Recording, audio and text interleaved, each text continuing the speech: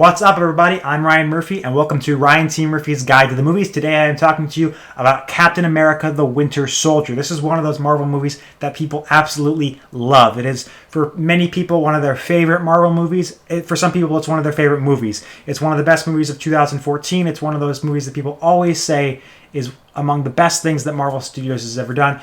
Why is it so good? Why is it so popular? Well, to me, it has to do with the fact that it is absolutely the perfect next chapter of Steve Rogers' story. So before we get into the movie itself, I want to talk about two things. One, in the build-up to this movie, in the years before this movie came out, when they announced that the movie, Captain America 2, would be Captain America: The Winter Soldier, meaning that it would see the return of Bucky, and who would be revealed as the Winter Soldier, I thought it's too soon.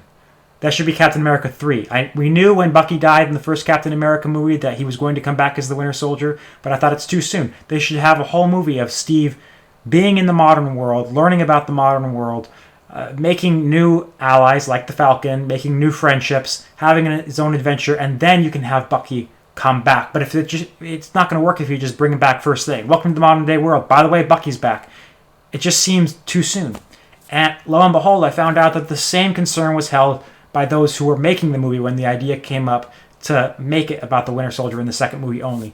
But the way they handled that was really great, because they do have a movie about Steve handling the modern world. They do have a movie about Steve making new friendships like the Falcon, new allies, having his own adventure, and then they introduce the Winter Soldier only in the last third. And it doesn't seem like that should work. You know, you just all of a sudden introduce this huge character thing for him, that his friend is back in a movie that's been about something else the entire time. But it does work. It just does. Okay? The other thing I want to talk about is the score. Okay? Marvel movies are somewhat notorious for not bringing back the scores from the previous movie. Iron Man had a great score by Ramin Djawadi. It was not brought back in Iron Man 2. The score from Iron Man 2 was not brought back in Iron Man 3. Thor was not reused in Thor: The Dark World. With this movie, for the most part, Alan Silvestri's awesome score, his awesome Captain America theme, which was brought back later in Avengers: Infinity War and Endgame, is not used here except for one little scene at the very, very beginning, the opening scenes of the film, where Captain America meets Sam Wilson as they're running. That's the only scene that it's used in. Here's my theory about that. Fact is, Alan Silvestri's theme would not work for reasons I'm going to get into. It wouldn't work in this movie. It just sounds out of place. But I think they had it in the beginning to sort of make a statement, to say, hey, we didn't forget about it like all those other Marvel movies, okay? Like Thor: The Dark World, they just forgot about Patrick Doyle's theme. We're not forgetting about that. It doesn't work here, but we're going to let you know by this little bit that we haven't just forgotten about it. And we're just trying to make our own movie with its own unique tone, which calls for its own score.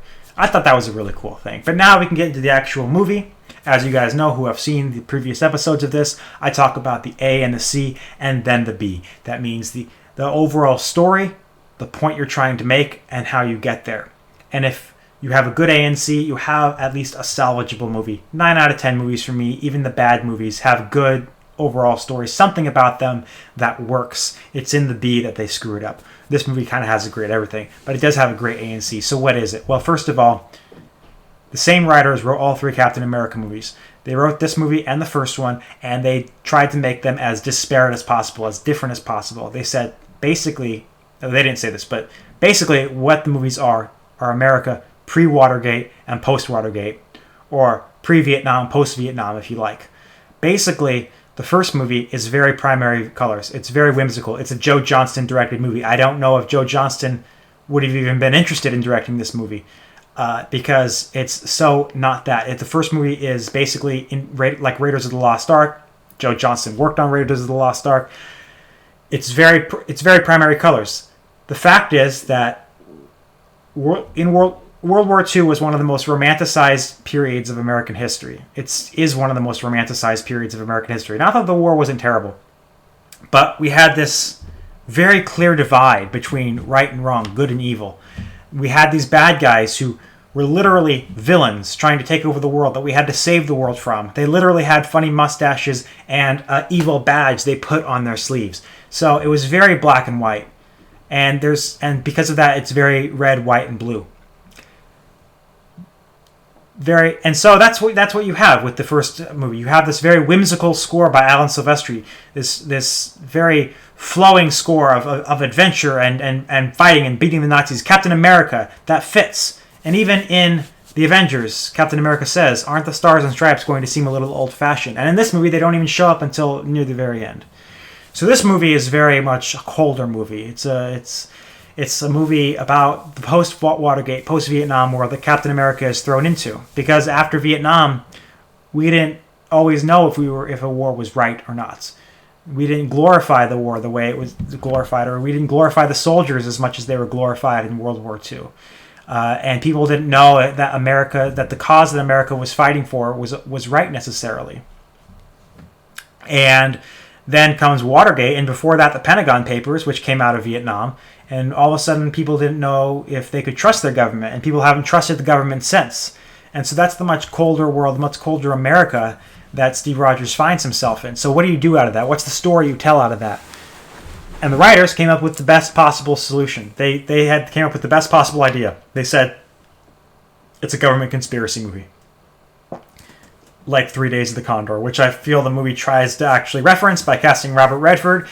It's one of those, we don't know who to trust, the whole world's out to get you, random people are turning out to be bad guys, total government conspiracy movie, the furthest thing you could possibly think of from Captain America, the First Avenger. And that's a great idea. That is a great A and C, okay? So, but we don't forget, we have to include the Falcon in this, and we have to include Bucky. And they also decided we have to include Black Widow, and she's got to get her own story out of this. Now, I don't know if they wrote the story around her after they decided to include her, or if they included her after they decided there was a story in here for her. I don't know which came first, the chicken or the egg, but it works out beautifully either way, because she has a story amidst this, okay? So how do you do this? How do you make a government conspiracy movie with the Falcon and Black Widow and the Winter Soldier? Well, you pitch that idea to any writer. Every writer will tell you, obviously, you open up on an action sequence. It's going to be something where Captain America is rescuing someone or retrieving something or doing something that is going to seem self-contained at the time, but is going to ultimately have to do with this conspiracy that comes out. And the conspiracy itself, obviously, as we know, is Hydra. Hydra's back. And there's some commentary about how Hydra's made the world the way it is. Hydra's made it cynical so that people won't want their freedom anymore. They'll want security over freedom. So there's some political commentary in there. And that's what it is.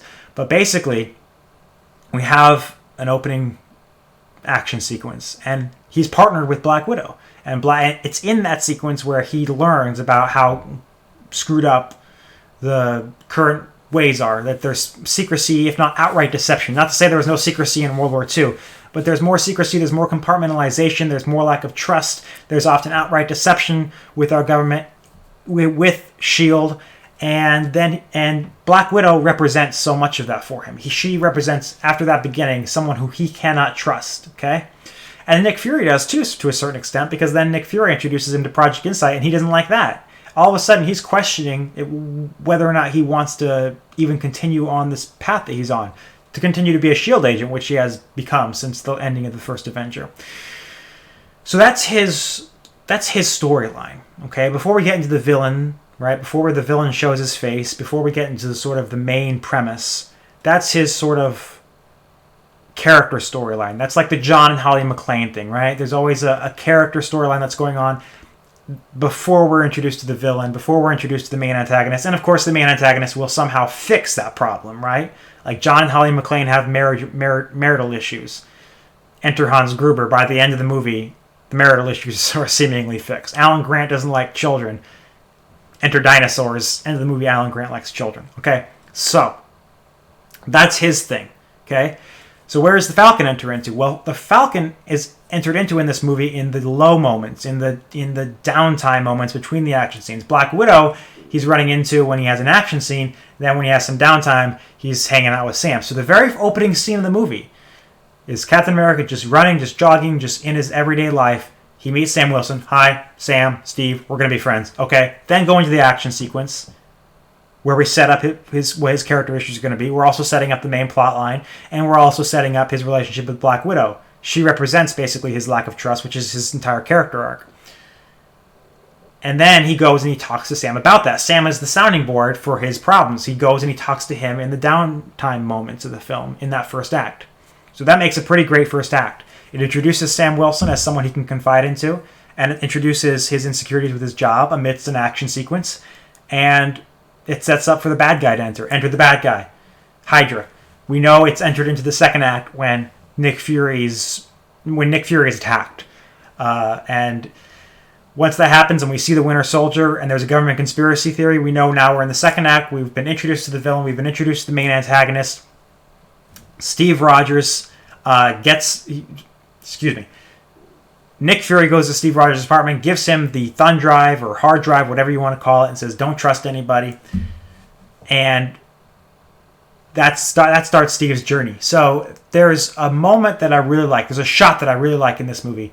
And that's after Steve has hidden the thumb drive, I'm going to call it, in the vending machine. I don't actually like that part because it's really stupid. Like, why would you hide it in the vending machine? But after he does that, and after he has this tremendous action scene that I think turned a lot of people who didn't like Captain America before into loving Captain America as a badass, when he has that great action scene, he goes back to get it, and there's Black Widow. The shot that I love is when Black Widow shows up behind him and blowing a bubble and popping the bubble, because it's like this finger snap moment. Is it too soon? It's not too soon. Okay. It's like this snap moment where it's like, oh, she's going to go on this journey with him, because the whole thing is about a lack of trust. He already didn't have a lack of trust. Now, or he already didn't have enough trust.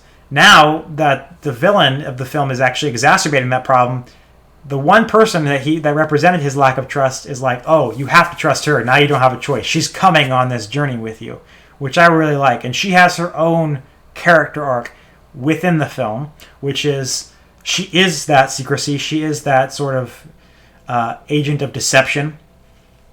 And she sees that she's reaping what she's sowing, because there's so much deception that S.H.I.E.L.D. has been infiltrated, that we can't even trust S.H.I.E.L.D. as an institution anymore. She doesn't even know that what she's been lying for is worth it.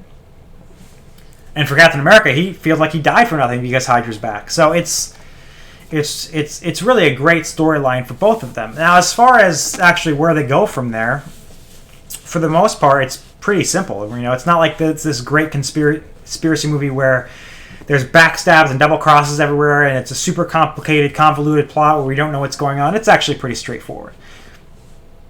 They follow the data, they go to a place, it gets explained that Hydra's back, that Hydra's infiltrated them, and then they got to go take care of business. And so they recruit Sam, and that's where Sam comes back in. So we've been introduced to him in sort of the down moments, then he comes back as it's sort of about halfway through the movie. Now, here's what's really interesting about this. I feel like what I've described sounds like the first 2/3, the first 2 acts of a movie. Because from here, they should just go and fight the bad guys. Okay, it's Project Insight's bad, we got to go shut it down. But that sounds really simplistic, right? It sounds like a really simple movie. We find out about Project Insight, and we go and we fight them. There should be some extra meat there in the middle. And so what I just described isn't the first 2/3 of the movie, it's the first half of the movie. And so between then and when they actually go and fight Project Insight, there's a lot of middle ground there where we're introduced to the Falcon, right? As we actually get to see the Falcon in action before that big action scene at the end. We're introduced to the Winter. We find out we get one more action scene with the Winter Soldier, which would be important even if he didn't turn out to be Bucky, because it just ups him. It just elevates him as a villain all the more. And it's another way to reintroduce us to Nick Fury, who we find out is alive. Now, again, you could just say, okay, we got to go fight Project Insight. Oh, Nick Fury, you're alive. Great, let's go together. But that's, again, pretty simplistic. So it makes more sense to have this nice sequence where they find out what's going on. The Winter Soldier attacks. They fight him. They find out that it's Bucky. Then they find out Nick Fury's alive. It just adds a little bit more to the film. It gives it a little bit of more of a better rhythm to it, right? Films have to have a rhythm, just like a song. They have to have a pacing. They have to have a cadence. This gives it that, okay? So it's just a really interesting segment to me in that it's not necessarily... It is necessary for the plot because of Bucky, but if Bucky wasn't if the Winter Soldier didn't turn out to be Bucky, which was a trepidatious thing from the beginning, it wouldn't seemingly be necessary on paper, but it absolutely is necessary to give the film that rhythm and that cadence, and it just makes it so much more exciting. That action scene is so exciting and so good. that it really just makes you that much more excited. It's really great evidence for the fact that spectacle and character story arcs work in tandem, that the spectacle moves the story forward because you're more excited for the story after that action sequence, because it's like the best action sequence in the movie. So all that is great. And then, of course, we get the giant blow 'em up action scene, and Steve realizes that it's Bucky. I think the thing that saves it from seeming like it's too random there at the end to introduce Bucky is the extra scene they introduce of the flashback where we see Bucky and Steve back in the day. Just that we see them again for a couple minutes, it just adds that little bit to the film where we're reintroduced to Bucky, and we feel like, yes, this is right, that this is the plot line for this movie, that he's going to go save Bucky now. It doesn't feel too forced in. That really reminds us about that relationship from the first movie, and it just makes it that much more comfortable that Bucky is a part of this movie. So, yes, he goes, he tries to save Bucky, he basically does save Bucky. They don't have a whole film about it, right? That's the whole thing. There's not a whole film about the Winter Soldier. We don't get to see him totally converting him and being best friends with him. It's just the suggestion that he has saved him. Obviously, his bosses are dead. He's not going to have any more orders to be given. And he's left, and then he runs away, and hopefully he'll be saved, and they'll find him, and that's where it leaves us. And Sam joins Steve on the hunt, so they're good friends. Black Widow dumps all the secrets, and hopefully, I don't think the moral of this movie is that all government secrets are bad, like the CIA should just cease to exist, but they've overdone it to a certain extent. And so she dumps all the secrets on the internet. She has to find a new identity. She doesn't want to be the deceptor anymore, right? She doesn't want to be the person that's just a spy anymore. And he doesn't want to be a SHIELD. He doesn't want to be a SHIELD agent anymore. As far as his character arc, I don't think it's a complete one. I don't think it's meant to be a complete one. Sam asks him early in the film, if you weren't a SHIELD agent, what would you do? What makes you happy? And he says, I don't know. And I don't think he figures it out by the end of this movie. He certainly hasn't come up with some new great way to live. He just knows he doesn't have his old job anymore, and he's going to find Bucky. That's what's important to him. At this moment, he says, I don't know what I want out of life, but I know I need to find Bucky. And because Sam's his friend now, he's gonna go there with him. Other than all that, I think it's great that it introduces the kernel of romance with Sharon Carter, because when you think about it, now that you have all this stuff they've thrown everything but the kitchen sink at you, what can you do about making a love interest? Well, what if we just have the idea of a potential love interest be a running joke between him and Black Widow? That's their character building thing, that she's teasing him about finding a date during the first action sequence. We work it into that. And then it becomes this thing where that's just what they talk about. And then there's this moment where there is some sexual attraction between them in the movie. And I think that goes back to the whole James Cameron thing. James Cameron once said, if the audience sees a man and a woman on screen together at the same time, they assume they're going to fall in love.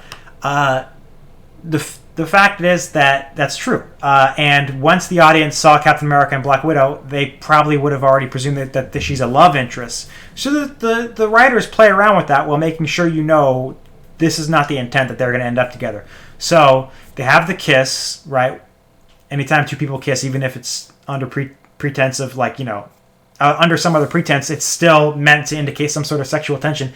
And there's this moment when they're both a little bit less clothed than normal when they're looking at each other, and it's sort of this she's been recommending dates to him the whole movie, and it's almost like, well, what about you?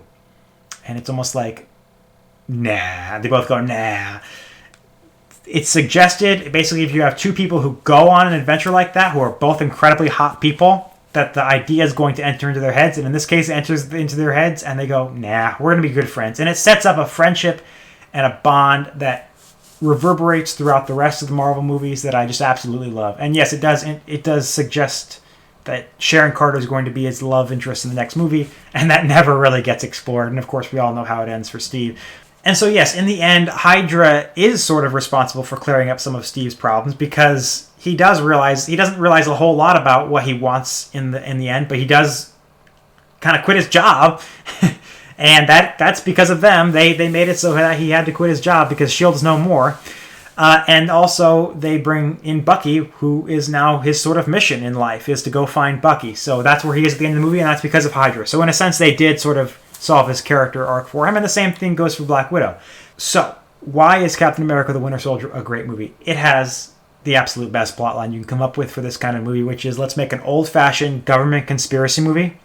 It has a storyline about Steve Rogers being jaded with the modern world, jaded with the modern system of government, upset with the way things are run and wondering what to do about that. And in the end, his solution is the government's so corrupt, you just quit it. It also works in the story of Bucky and makes that part of his story and makes that part of his character arc, where in the end, that's what he knows he has to do. That's what he knows he wants to do, and leaves it in a place where it's told a great story, but also we know that there's going to be a third chapter. It introduces Sam Wilson and the bond between Sam Wilson and Steve Rogers. It has a great story for Black Widow, and along the way, it's just a well-paced story. Like I said, there's a whole, not middle, but the third quarter of the movie is in there because it just makes it that much better paced. It's a well-paced movie, and it has some killer action with a great score by Henry Jackman, by the way. That just makes the movie so exciting. So it's an exciting movie that has a really great character arc for Steve Rogers and is the absolute best next chapter for him. And that's why it's a great movie. That's why Captain America the Winter Soldier works. That's why it's become one of the absolute, revered Marvel movies that they have. So that'll do it for that movie. Next up, we have Guardians of the Galaxy, which is another really big favorite one. So I'll see you guys then. Thanks.